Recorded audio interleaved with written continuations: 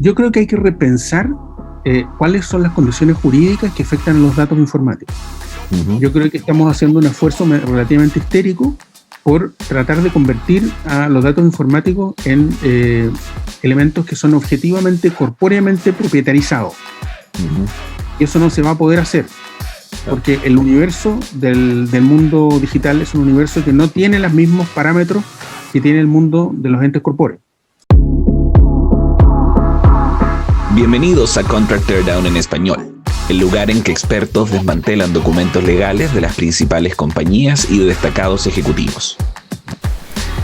En este episodio, junto a Raúl Madrid, profesor titular de la Pontificia Universidad Católica de Chile, abrimos una conversación sobre derecho, tecnología, blockchain y los non-fungible tokens.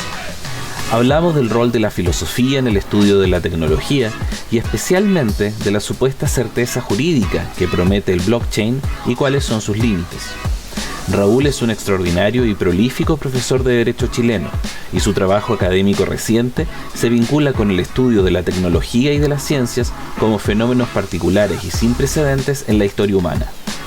Acompáñanos en este Contract Teardown para apreciar cómo la filosofía permite analizar y entender mejor los fenómenos tecnológicos contemporáneos.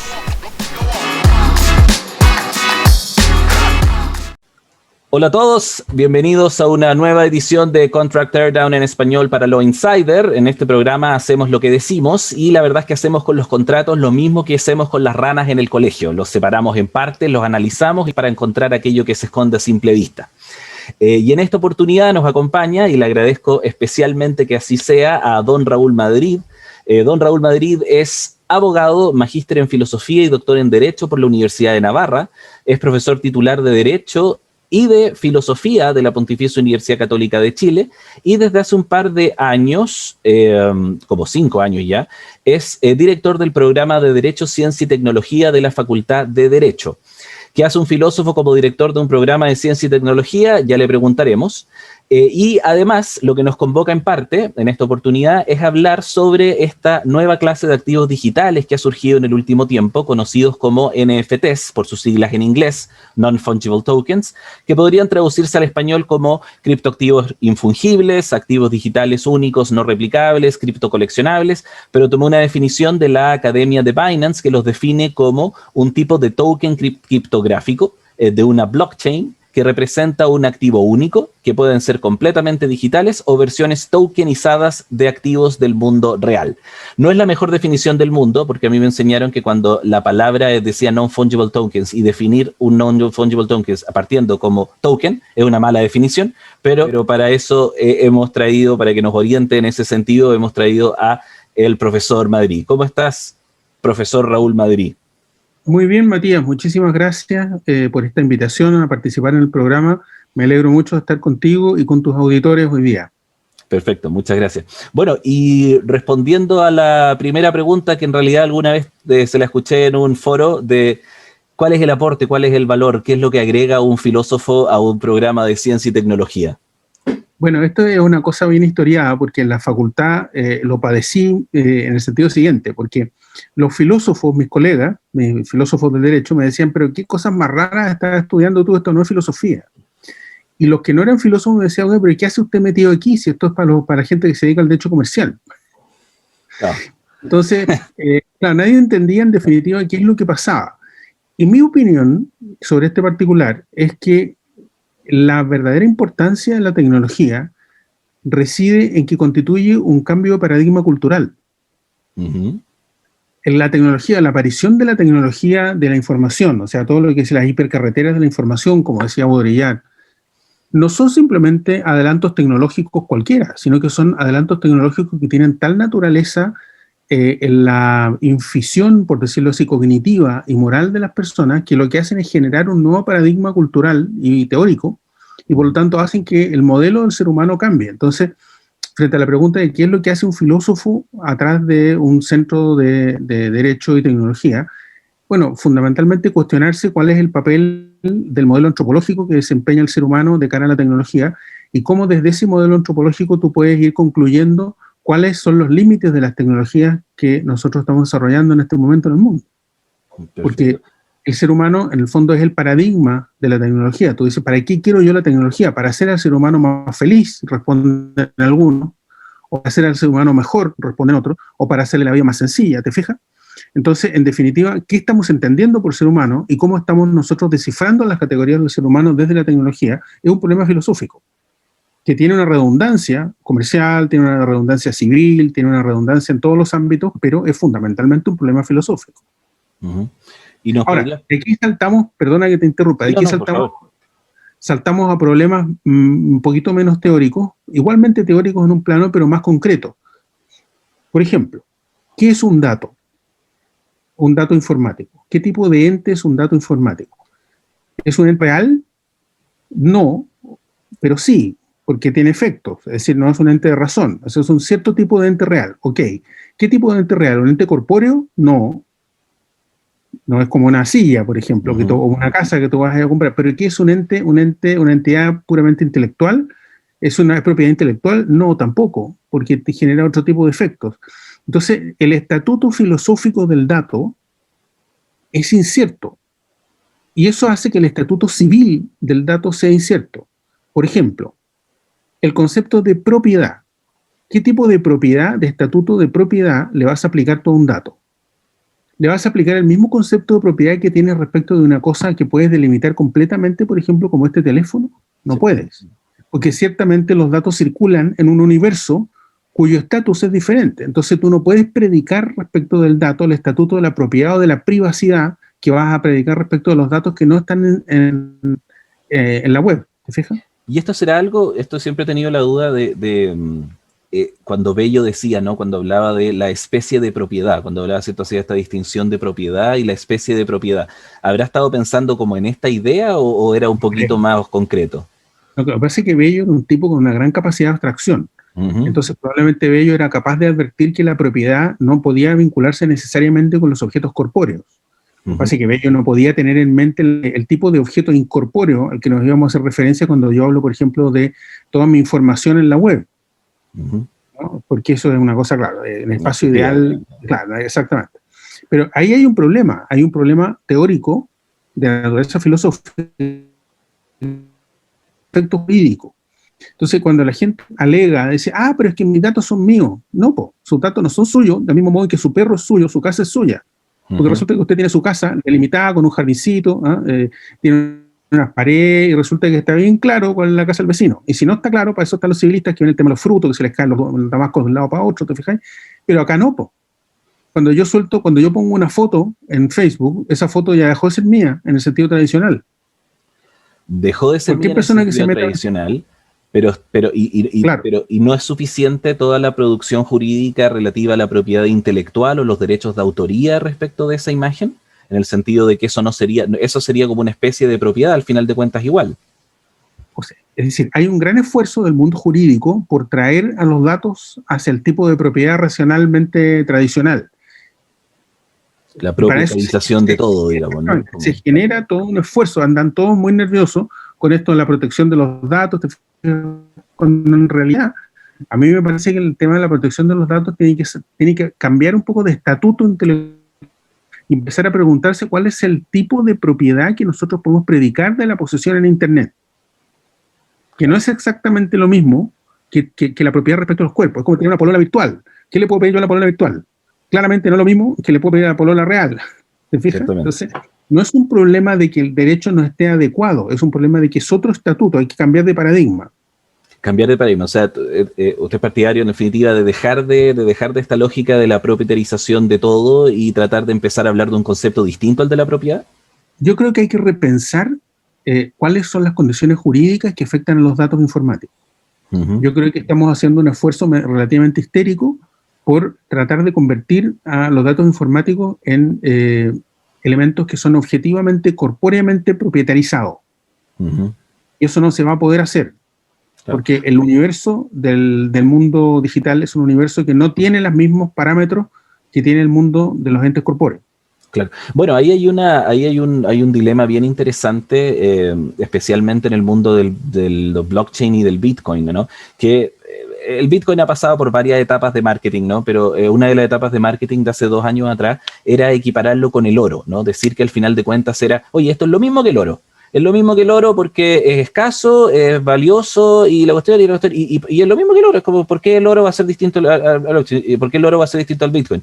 Y ahí escuché, me acuerdo, a alguna persona diciendo como, oigan, paren, espera, el oro existe, el oro es un metal que es un metal muy raro, digamos, que conduce, que no sé exactamente cuáles son las propiedades que tiene, pero evidentemente tiene propiedades en el mundo físico. Y ya solamente el hecho de la existencia hace que sea cualitativamente distinto a el Bitcoin, y en definitiva solamente se puede hacer una relación más bien análoga, pero ciertamente no podría calificarse con el mismo sentido del Bitcoin. O sea, él ponía el ejemplo y decía, oye, yo a mi polola o a mi futura señora le regalo un anillo de oro y la sociedad hace eso, no le regalo un anillo de Bitcoin, no sería concebible algo así.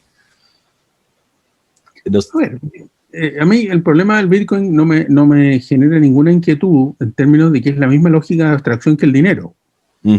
Sí. Es lo mismo. Es decir, hay un salto que se da más o menos a la altura de los caldeos, donde tú pasas del trueque a la abstracción, ¿no? Es decir, mire, su carnero vale 2 onzas de oro, ¿no? O 2 onzas de plata, 3 onzas de plata. Entonces, esa lógica de abstracción es la misma lógica que está detrás del Bitcoin, pero con una diferencia: el mundo digital. Nuevamente volvemos al argumento anterior. Es decir, la abstracción del dinero en el mundo digital no es lo mismo que la abstracción del dinero sin el mundo digital. Claro. Entonces, eso es lo que genera probablemente los problemas que estamos advirtiendo en este momento. Y eso me da la sensación que es un tema de soporte, ¿no? Porque al final de cuentas el oro existe en sí mismo, pero el software no existe en sí mismo. El software, para que exista, requiere personas, requiere electricidad, requiere un sistema, ¿no? Si yo fuera Aristóteles, te diría que el oro es una sustancia, y en cambio la Bitcoin no.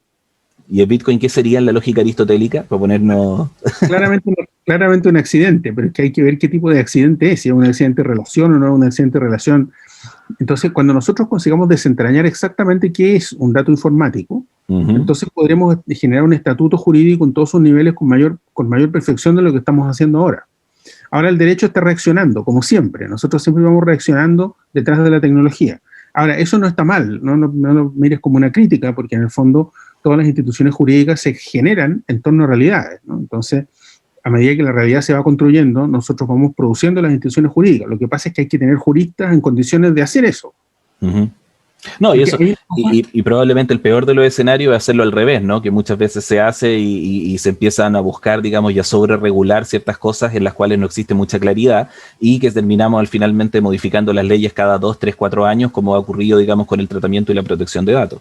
Y hay un problema más, que es que como estos son cosas interesantes, son cuestiones de punta, hay una multitud de gente que se dice experto. Los TED Talkers. Una multitud de gente que se dice experto en todas las áreas tecnológicas y que en realidad no son más que repetidores. Entonces, una de las razones por las cuales nosotros fundamos este programa de Derecho, Ciencia y Tecnología es para estudiar en profundidad las instituciones jurídicas en relación con la tecnología, justamente para evitar ese efecto.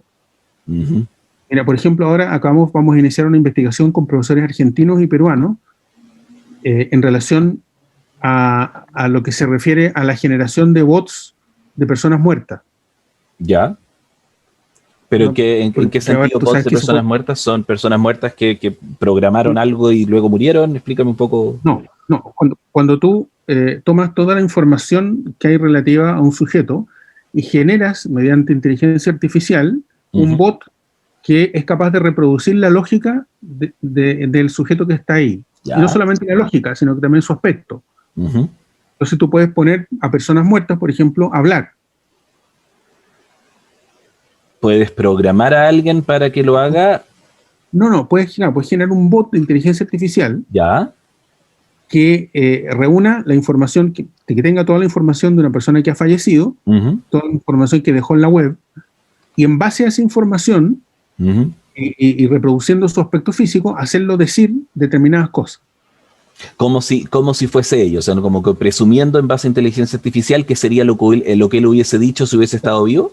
Tú puedes tener la intención de engañar o no.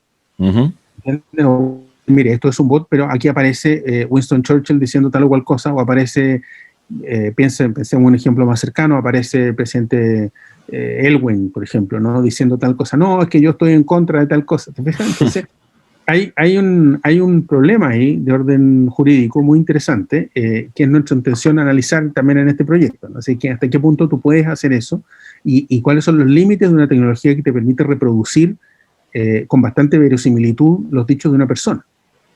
Límites que al final de cuentas terminan siendo éticos, ¿no? O sea, no necesariamente prácticos, sino que éticos. ¿Y qué parámetro de eticidad al final de cuentas podemos usar para evaluar esto, ¿no? Porque al final son cosas como bastante nuevas. Bueno, hay que analizar qué es lo que se puede hacer primero, qué es lo que efectivamente tú puedes conseguir hacer, y en segundo lugar ver si eso es coherente con la idea de la dignidad de un muerto. Porque ¿tienen dignidad los muertos? Y tienes otra pregunta. O sea, ¿tienen dignidad solo los vivos o tienen dignidad los muertos? ¿La memoria del muerto tiene algún sentido o no? Una vez que te moriste, digamos, uno puede decir cualquier cosa de ti o exhibir cualquier cosa de ti. Entonces ahí está el problema, ¿no? Que son cuestiones en el fondo de naturaleza ética, pero que tienen una enorme trascendencia jurídica vinculadas con la privacidad y vinculadas con la libertad de expresión. Porque alguien podría decirme, mire, yo digo lo que quiero, ¿no? Si este bot lo inventé yo, y yo le puse el algoritmo de inteligencia artificial y por lo tanto es mío, y yo digo lo que quiero, me da lo mismo que tenga la cara, digamos, de, no sé, de Pinochet.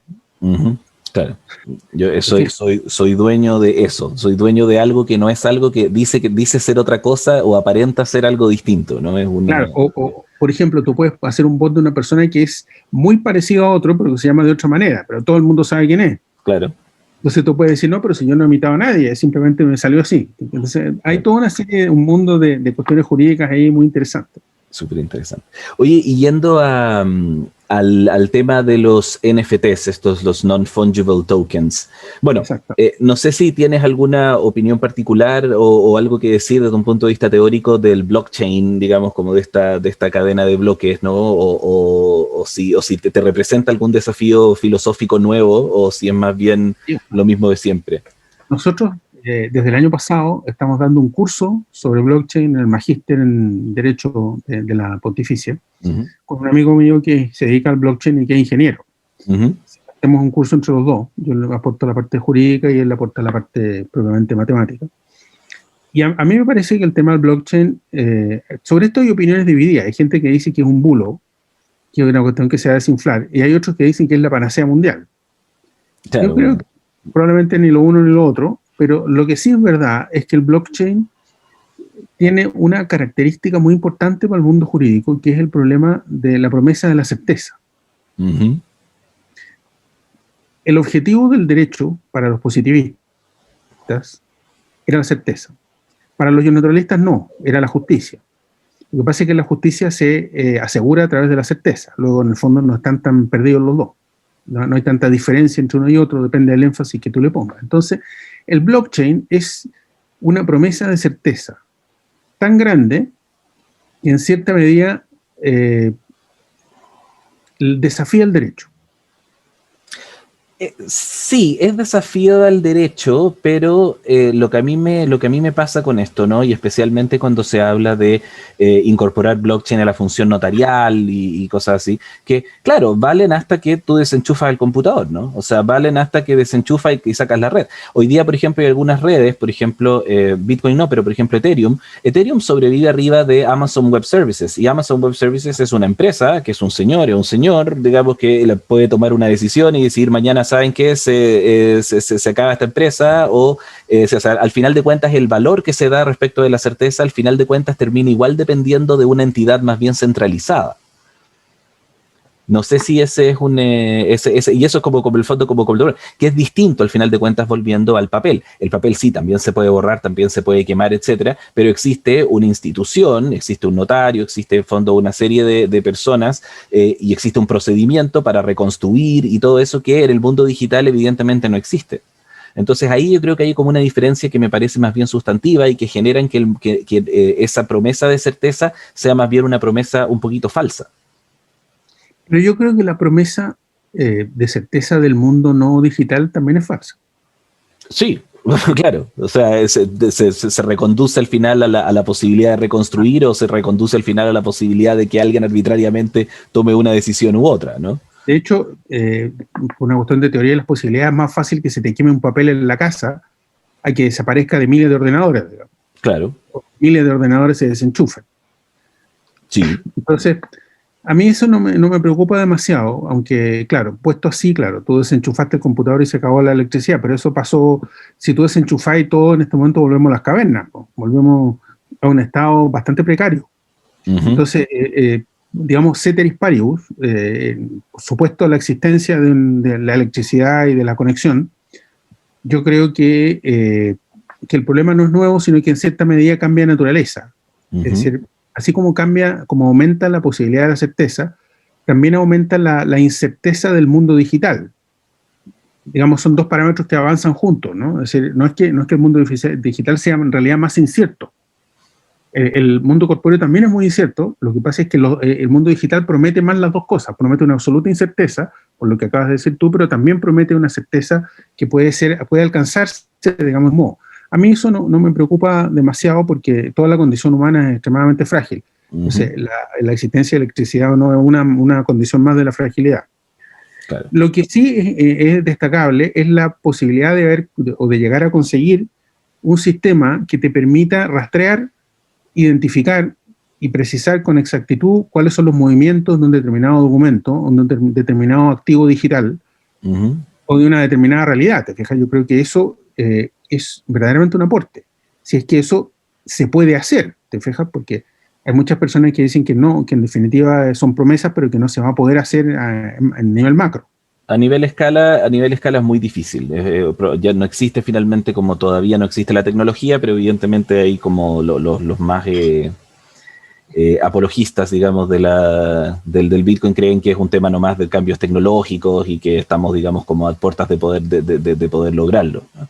Por eso mismo, al final de cuentas, uno termina pensando en, perfecto, si es que esto no se puede hacer, pero sin embargo el efecto jurídico, por ejemplo, de esa trazabilidad, se puede lograr con una entidad centralizada hoy día mismo, sin necesidad, digamos, de una descentralización. Entonces, bueno, concentrémonos en lo que efectivamente podemos hacer y dejar un poco de lado el blockchain o dejarlo más bien como un respaldo y seguir con lógicas más bien centralizadas.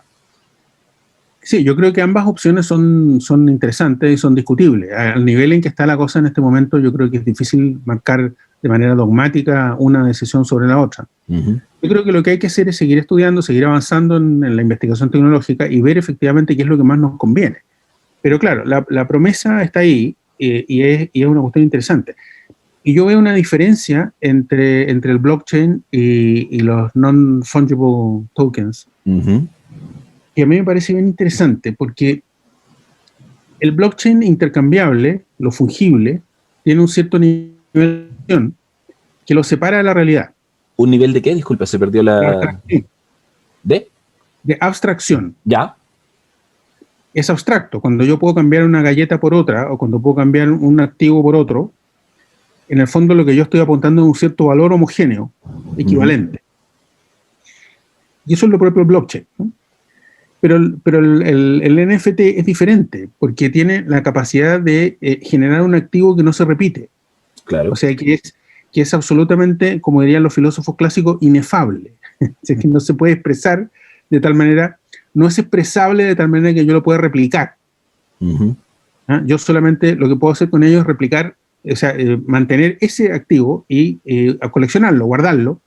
¿Te fijas? Entonces, eso, desde el punto de vista teórico, es un avance en la replicación de la realidad. Se parece más a la realidad física. Y esto, exactamente. Y eso es muy interesante, porque el gran problema filosófico de la web y del mundo digital es la mímesis, la imitación. Claro. Toda la informática, toda la información digital es imitación. Todo. Entonces, todo. Yo cuando imito, los robots son imitación de seres humanos. La realidad digital es imitación de realidad real. Ahora, cuán bien se imite eso es un problema que vamos a tener que enfrentar en algún minuto, ¿no? Cuando llegue la física cuántica, cuando tu ojo, digamos, la nitidez con que ves las cosas reales sea inferior a la nitidez con que ves los objetos digitales gracias a la física cuántica, entonces vamos a tener un problema. Porque tú puedes reproducir a Nicole Kidman en la cocina, ¿entendés tú? Y resulta que se va a ver más real que la señora que está trabajando ahí o que tu propia señora. Es un problema muy interesante. Entonces, lo que hay detrás de la informática es la imitación, la mímesis, un problema filosófico fundamental. Y el NFT es justamente un avance en el desarrollo de la mimesis, porque es el paso, por decirlo así, a la capacidad de imitar en el mundo digital la existencia de cosas inefables. Claro. Y sin embargo, se presentan como propiedad dentro del reino digital, ¿no? O sea, se termina al final como reconduciendo y presentando como, oye, yo soy dueño de, no sé, de este GIF, de esta foto, como si tuviese como una firma, ¿no? Como una firma. Entonces, claro, y es complejo ese debate, porque ¿cómo puedo ser yo dueño de algo que es una firma, es al finalmente un activo firmado, ¿no? Es una cosa como viene, es bien como etérea, digamos, usando la palabra, que la primera palabra que se me ocurre, la verdad, no sé tampoco cómo definirlo. Claro, es una realidad inaprensible. En realidad, claro. Es una realidad inaprensible la que tiene el mundo digital. Y por lo tanto, el NFT tiene esa ventaja de que en el fondo hasta cierto punto, es una concreción, es un proceso de concreción dentro de un mundo relativamente inasible. Claro. ¿Qué pasaría, por ejemplo, si tú pudieras ir generando subjetividades, ahora que ya generaste algo que no se puede reproducir, y la tecnología se encaminara a generar subjetividades dentro del mundo digital? Como, o sea, realidades personales. Como personas únicas que no se pueden repetir dentro del mundo digital y que funcionen igual como una persona. No un robot, porque el robot es un bicho que anda afuera, sino que una personalidad subjetiva de naturaleza informática, ¿no? Ese es el camino hacia el cual se encaminan, valga la redundancia, determinaciones tecnológicas como esta. Entonces, a mí me resulta muy interesante el NFT por eso, porque es un paso más en el proceso de concreción del mundo digital. O sea, como que el mundo digital tuviera una realidad neblinosa y se fuera despejando y fuera reproduciendo un mundo parecido al nuestro, hasta que va a llegar un momento, o podría llegar un momento eventualmente, para no ser escritor de ciencia ficción, podría llegar un momento en el cual nosotros tuviéramos serias dificultades para distinguir no solo los objetos, sino que también los sujetos jurídicos en el mundo digital. Entonces, en ese sentido yo lo veo como una cuestión extremadamente interesante, ¿no? Los valores digitales, la realidad virtual, te fijas los datos.